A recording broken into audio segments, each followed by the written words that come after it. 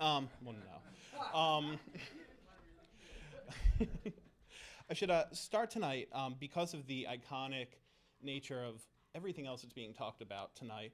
I should probably start by addressing the fact that, well, if I could just get a show of hands, how many people here are familiar with Daisy Aldan or with A New Folder? And that's just the cool people who are sitting up front. This is the paucity of knowledge that I'm hoping to address tonight. And I was not familiar with her either until I found this book by accident about a year and a half ago in a bookstore in upstate New York, and then remembered this photo of Alden from the launch reading for this anthology in New York. So I'd like to frame my comments tonight through Bob's idea of the unlikeliness of the New American poetry and the adage that lightning doesn't strike the same place twice. I think it could be argued that in this case it has, and in fact it struck here first. When discussing poetry in the year 1960, there's perhaps no volume more important than Donald Allen's The New American Poetry. However, I'd like to argue that there's another anthology that, in terms of both prescience and precedent, sketches out a blueprint for Allen's collection and in some ways even supersedes his achievement.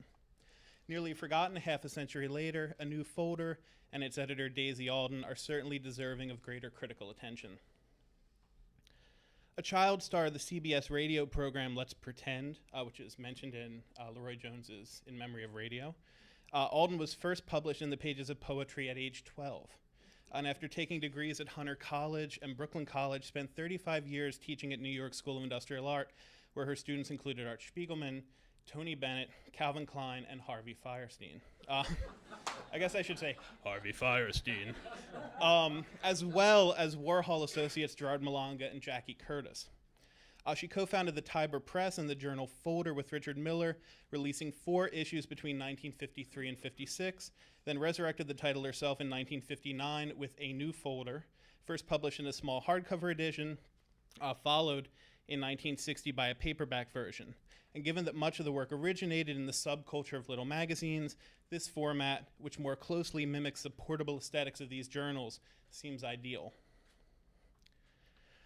Allen sought to answer manifesto with manifesto, countering the cooked traditionalism of New Poets of England and America with a volume that dressed itself in the raiments of canonicity, including bibliographies and statements of poetics.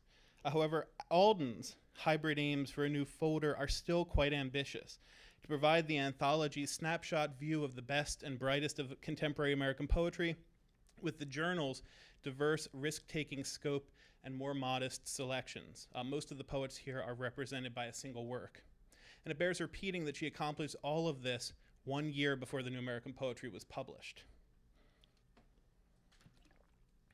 Containing approximately the same number of poets, A New Folder and New American Poetry have 16 authors in common, representing 1/3 of their respective rosters, an all-star lineup which includes Ashbery, Koch, O'Hara, Ginsberg, Corso, Kerouac, Leroy Jones, Blackburn, Levertov, Creeley, Olson, Eigner, and Whalen. The selections Allen would make for the Beats and New York School are almost identical, and many of the major Black Mountain poets are present as well, along with very interesting outliers like Anais Nin, Harold Norse, James Broughton, and even formalist poets Richard Eberhart and James Merrill. Taken together, what we have is a wide-ranging chronicle of New York's burgeoning cross-cultural scene, which works against Allen's useful yet sometimes problematically reductive aesthetic geographic subdivisions.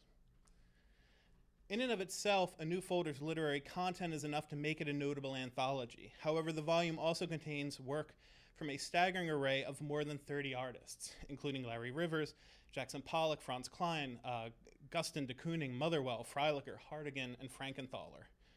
In his preface to the New American Poetry, Allen observes that his poets are, quote, closely allied to modern jazz and abstract expressionist painting. And while the spontaneous bop prosody contained therein might ably represent swinging rhythms and action painting, the real thing is conspicuously absent.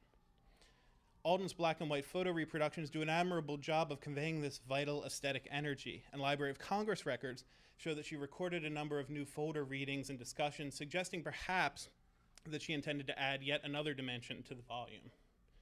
It's also worth noting here that Alfred Leslie's one-shot review, The Hasty Papers, also published in 1960, achieves a similarly effective mix of writing and visuals.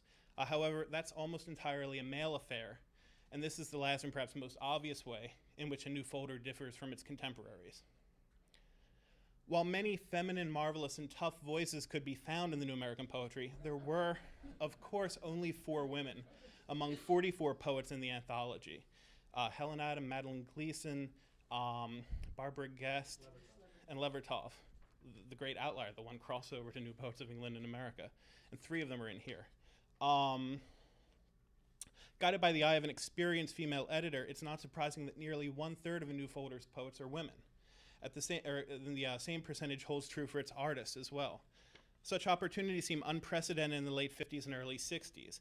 Writers like Joyce Johnson and Hetty Jones have retrospectively documented the limited venues for creative expression open to women during this time, and even outside the literary counterculture, misogynistic norms held sway. It's worth noting that New Poets in England and America has just as few women as the New American poetry. In the New American poetry's bibliography, Aldan's work with both folder and a new folder is given prominent placement. In the intervening decades, many of her selections have proven to be leading figures in 20th century American culture. However, Aldan herself has tragically slipped into obscurity. She's missing entirely or giving glancing mention in important critical histories like David Lehman's The Last Avant-Garde, Daniel Kane's All Poets Welcome, and Steve Clay and Rodney Phillips' A Secret Location on the Lower East Side. She receives the most notice in Reva Wolf's Warhol Poetry and Gossip in the 1960s, largely due to having been Gerard Malanga's high school English teacher. I would imagine that even among as well-informed an audience as ours tonight, there are not many who are familiar with Aldan or New Folder. However, it's heartening that in this era of electronic memory, she might finally be given the recognition that she deserves. Thanks.